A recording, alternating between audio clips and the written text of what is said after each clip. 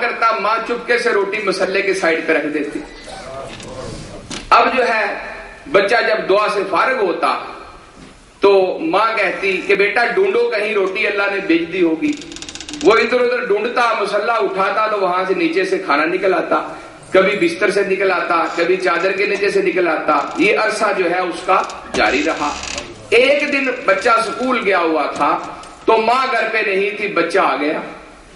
اب بختیار کاکی آ گئے گھر پہ تو انہوں نے بھوک لگی ہوئی تھی, دیکھا تو ماں تو نہیں ہے. انہوں نے اسی طرح جو ہے مسلح بچھایا اور دعا کرنے کے لیے بیٹھ گئے. اب ماں گھر نہیں ہے. جب ماں کو سوچ آئی اوہو آج میرا جو ہے راز جو ہے پھوٹ جائے گا, آج میرے بچے کا عقیدہ خراب ہو جائے گا, آج میرے بچے کا ایمان خراب ہو جائے گا. وہ تڑپنے لگی کہ یا اللہ آج میری عزت تو نے رکھنی ہے. چنانچہ جب وہ گھر آئی تو دیکھا بیٹا سویا ہوا ہے. بیٹا اٹھا, ماں نے پوچھا بیٹا کھانا کھایا ہے؟ فرمایا ہاں کھایا ہے. بیٹا کھانا کدھر سے آیا ہے؟ فرمایا جدھر سے روز آتا ہے. جدھر سے. ماں پریشان ہو گئی, بیٹا روز کدھر سے آتا ہے؟ فرمایا اماں تو کہتی تھی کہ کھانا جو ہے اللہ سے مانگو. میں آیا, میں نے وضو کیا, مسلح بچھایا, مسلح بچھا کر جب میں نے دعا کی کہ یا اللہ مجھے بھوک لگی ہوئی ہے, میری امی موجود نہیں ہے, تو میں نے مسلح اٹھایا, نیچے سے بڑا اعلیٰ کھانا موجود ہے. تو جب اعتماد بچے کا بن جائے کہ رب کائنات جو ہے وہی کامل ہستی ہے, تو پھر کانا بختیار کاکی کی طرح کھانے بھی ملتے ہیں, پھر سب کچھ ہوتا ہے. لیکن یہ تربیت کرنا کس کا حصہ ہے؟ ماں کا حصہ ہے کہ ماں اپنے بچے کو اس انداز میں جو ہے, تو فرمایا لا تشرک باللہ, اے میرے بیٹے تو نے شرک نہیں کرنا, اپنے رب سے تعلق بنانا ہے. پھر فرمایا یا بنیا. اب دیکھیں تربیت کا انداز. حضرت لقمان فرماتے ہیں یا بنیا, اے میرے بچے, انہا ان تکو مسقال حبۃ من خردل فتکن فی صخرۃ او فی السماوات او فی الارض یاتی بہ اللہ. فرمایا میرے بیٹے سن لے, اگر رائی کے دانے کے برابر بھی کوئی چیز چھپی ہوئی ہو, کوئی ہڈن ہو, اللہ تعالی وہ بھی جانتا ہے. آسمان و زمین کے اندر کوئی چیز چھپی ہوئی ہو وہ بھی جانتا ہے.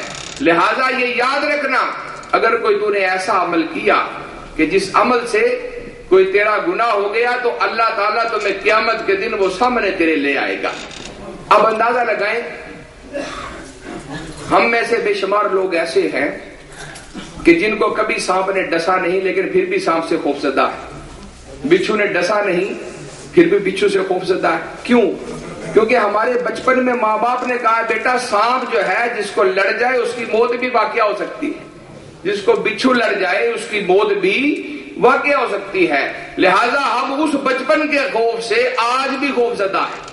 لہذا اگر بچے کو بیان کیا جائے کہ بیٹا گناہوں سے جہنم میں پڑنا ہے, اگر زنا کیا تو جہنم ہے, اگر چوری کی تو جہنم ہے, اگر یہ باتیں بچے کو بیان کی جائیں تو بچپن کا خوف انشاءاللہ بڑھاپے تک اس پر قائم رہے گا اور گناہوں سے بچتا رہے گا. چنانچہ فرمایا کہ اس کے بعد اپنے بچے کو ادب سکھاؤ.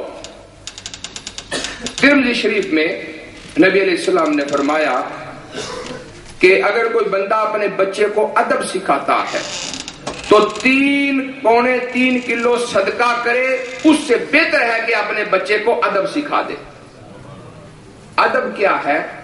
کہ بزرگوں کا احترام کرنا ہے. جہاں کو بزرگ آدمی ملے, آج تو بچہ دیکھیں بزرگ جا رہا تو سیٹی مارتے ہیں.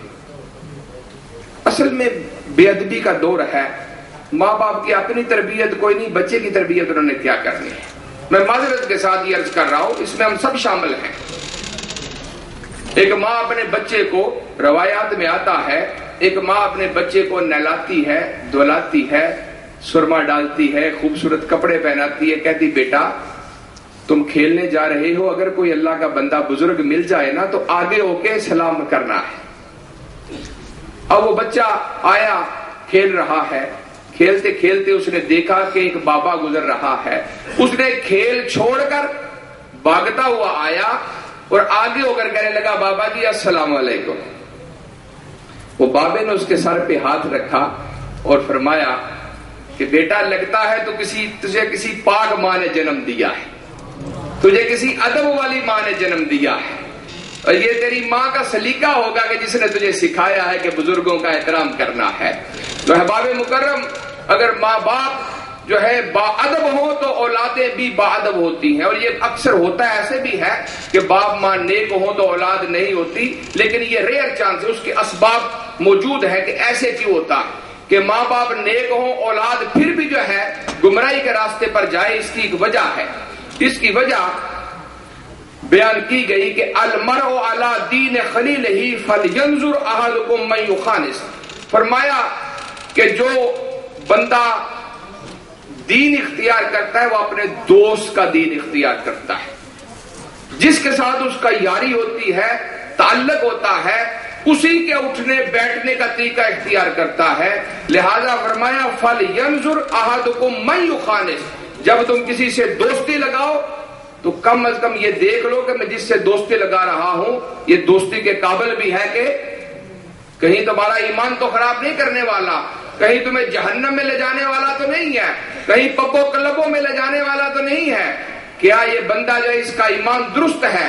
اگر ایمان درست ہے تو پھر جدھر ہو جائے گا تم بھی ادھر جاؤ. اور اگر تم ایسے کرو گے کہ تم جو ہے ایسے بندے کو اختیار کرو گے جو غلط راستے پر چل رہا ہے, اس کی دوستی بھی جہنم میں لے جانے کے لیے کافی ہے. احباب مکرم میرے ساتھیو, اس کے لیے امام سعدی فرماتے ہیں, شیخ سعدی فرماتے ہیں کہ میں نے دیکھا کہ ایک مٹی جو ہے اس میں سے خوشبو آ رہی ہے, مٹی سے گلاب کی خوشبو آ رہی ہے. تو فرماتے ہیں میں نے مٹی سے پوچھا اے مٹی تیرے اندر سے گلاب کی خوشبو کیوں آ رہی ہے؟ تو اس نے کہا اس لیے گلاب کی خوشبو کہ میں جس کے نیچے تھی وہ اوپر گلاب کا پودا لگا ہوا تھا, اس سے جب پھول ٹوٹتا تھا تو پھول میرے اوپر گرتا تھا, اس کی جو خوشبو میرے اندر سرایت کر گئی ہے. لہذا میں وہ مٹی ہوں جو گلاب کے پھول والی مٹی ہوں. تو پتا چلا کہ اگر نیک کی صحبت ہوگی تو نیک کا رنگ چڑھے گا, اگر بد کی صحبت ہوگی تو تمہاری میری بات تو بڑی دور کی بات ہے. نبی کا بیٹا ہے, نوح علیہ السلام کا بیٹا ہے, لیکن بیٹھتا بد عقیدہ میں تھا, تباہ ہو گیا. قرآن نے کہا یہ جہنم میں جائے گا. قرآن نے کہا انہو لیس من اہلی انہو عمل غیرہ, اس کے جو عمل ہیں یہ بدکاروں جیسے ہیں, لہذا یہ جو ہے بچ نہیں سکتا. نوح علیہ السلام کا بیٹا اگر بری صحبت میں بیٹھ کے بچ نہیں سکتا تو آج کون کہتا ہے کہ میں تو صرف بیٹھنے کے لیے جاتا, میں تو صرف جو ہے جناب ان کے پاس بیٹھتے ہی ہوں, کرتا کچھ نہیں ہوں. ارے بری کے مجلس میں بیٹھو گے اس کے وہی رنگ اپناؤ گے جس رنگ میں وہ بیٹھا ہوا ہے. اس لیے حضرت عمر بن عبدالعزیز رحمہ اللہ نے اپنی اولاد کی تربیت فرمائی. میں نے پہلے بھی عرض کیا, آپ نے اپنے بچوں کی تربیت فرمائی اور بڑے خوبصورت انداز میں. آپ جب فوت ہوئے تو ہر بچے کو آپ نے 15 درہم دیے ورثہ میں, ترکہ کے اندر only 15 درہم. پوری وراثت کیا تھی 15 درہم. اور جو اموی بادشاہ ہشام تھا اس نے ہر بیٹے کو 1 کروڑ درہم دیا وراثت کے اندر. لیکن ہوا کیا, مفسرین فرماتے ہیں کہ ہم نے دیکھا کہ عمر بن عبدالعزیز کا جو بچہ ہے جو نیک اور صالحہ صحبت میں رہنے والا ہے وہ 100 اونٹ اللہ کے نام خیرات کر رہا ہے. ہر بچہ جس کو 15 درہم ملے تھے, ہر بچہ کیا کر رہا ہے, یعنی اللہ نے اتنا ان کو مال عطا کیا کہ وہ 100 اونٹ خیرات کر رہا ہے. اور ہشام کے بیٹوں کو ہم نے دیکھا جسے 1 کروڑ درہم ملا تھا کہ مسجد کے باہر بیٹھے زکات مانگ رہے. تو پتا چلا اگر اولاد نیک ہوگی تو نیک اولاد جو ہے والدین کے لیے ذریعہ نجات بھی ہے, اور بچے جو ہے وہ جنت کا راستہ بھی اختیار کریں گے. میں آپ کو بتانا چاہتا ہوں, اگر آپ اپنا بچہ مسجد میں لے کے آئیں, مسجد میں بھیجیں, مدرسے میں بھیجیں, میں پورے یقین سے اللہ کے گھر میں کہتا ہوں آپ بھی اس وجہ سے محروم نہیں رہیں گے. لیکن افسوسناک بات یہ ہے کہ جب صبح کا وقت ہوتا ہے، گھڑیاں لگی ہوتی ہیں، اسکول میں بچے کو چھوڑنے کے لیے الارم لگا ہوتا ہے، تو جب مسجد کی باری آتی ہے تو کہتے ہیں بچہ آج گاری رہتا ہے، آج کوئی بات نہیں. یعنی ہم نے اللہ کے نام کو دوسرا درجہ دیا ہوا ہے. یہی وجہ ہے کہ مصیبتوں نے ہمیں گھیرا ہوا ہے. تو احباب مکرم، ایک کوئی بندہ تھا، نیک بندہ، اس نے سوچا چلو میں اپنے بیٹے کو مسجد میں بھیجتا. اس نے بھیجا. مولوی صاحب نے کہا بیٹا نماز پڑھنی چاہیے، اگر نماز نہ پڑھی تو جہنم میں جائے گا.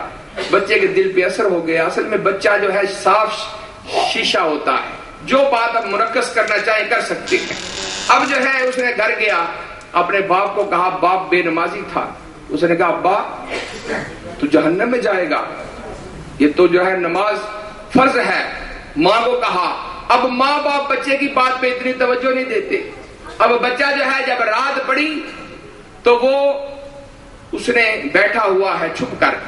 باپ نے دیکھا کہ میرا بچہ جو ہے وہ کسی کونے میں بیٹھا رو رہا ہے. باپ اٹھا اور جا کر اس نے دیکھا کہ بچہ مصلی پہ بیٹھا ہے اور رو رو کر دعائیں کر رہا ہے کہ یا اللہ میرے اماں ابے کو نمازی بنا دے، یا اللہ میرے اماں ابے کو نمازی بنا دے. اس آدمی نے جب دیکھا یہ معاملہ اپنے بچے کا تو اس نے بچے کو اٹھایا اور رونا شروع کیا. کہنے لگا بیٹا آج کے بعد میں بے نمازی نہیں رہوں گا. تو جب آپ اپنے بچے کو نیکی کے لیے بھیجیں گے، میں آپ کو یقین سے کہتا ہوں کہ آج کے اس پرفتن دور میں مسجد سے آگے کوئی ذریعہ جو ہے ایسا نہیں ہے جو انوائرمنٹ ایسی پیدا کرے. ارے مسجد کے ماحول میں پلنے والا بچہ جو ہے جب اسے کہا جاتا ہے انی اذبحو کا، بیٹا میں نے دیکھا ہے خواب میں کہ میں تجھے ذبح کرتا ہوں. جانتے ہیں نا سارے، جو بچہ مکہ المکرمہ بیت اللہ کے حرم میں پلا ہے اس کا نام اسماعیل ہے. باپ کہتا ہے انی اذبحو کا فانظر ماذا تری، میرے بیٹے تیری کیا مرضی ہے؟ تو بیٹا کہتا ہے اے ابا جان جو حکم ملا ہے کر دو، مجھے اب صبر پائے. یہ مسجد کا ماحول ہے. بعض اوقات ایسا بھی ہوتا ہے کہ مسجد میں کوئی 2 نمبر بندہ بھی آ جاتا ہے، لیکن اس کا جرم سارے لوگوں پہ تھوپنا نہیں چاہیے. اس لیے کہ اخبارات کے اندر ایسے بے شمار واقعے آتے ہیں کہ جو ڈکیت ہیں وہ داڑھیوں والے بندے ہوتے ہیں. تو کسی نے ایک بزرگ سے کہا جی دیکھو اب مولویوں نے بھی چوریاں شروع کر دی ہیں. تو وہ بزرگ فرمانے لگے یہ بات نہیں ہے، یہ چور نے داڑھی رکھ لی ہے، یہ مولوی نہیں ہے، یہ چور نے اپنا بھیس بدلا ہے. جو مولا والا ہوتا ہے وہ چوری یہ وہ کرتا ہے جو مولا والا، یہ رازن ہے، ڈاکو ہے جو اندر سے جو ہے جیبیں تراش کرتا ہے. نہیں تو مولا والا جو ہے وہ تو سیدھا راستہ ہی دکھاتا ہے. اللہ تعالی ہمیں عمل کی توفیق عطا فرمائے. وما علینا الا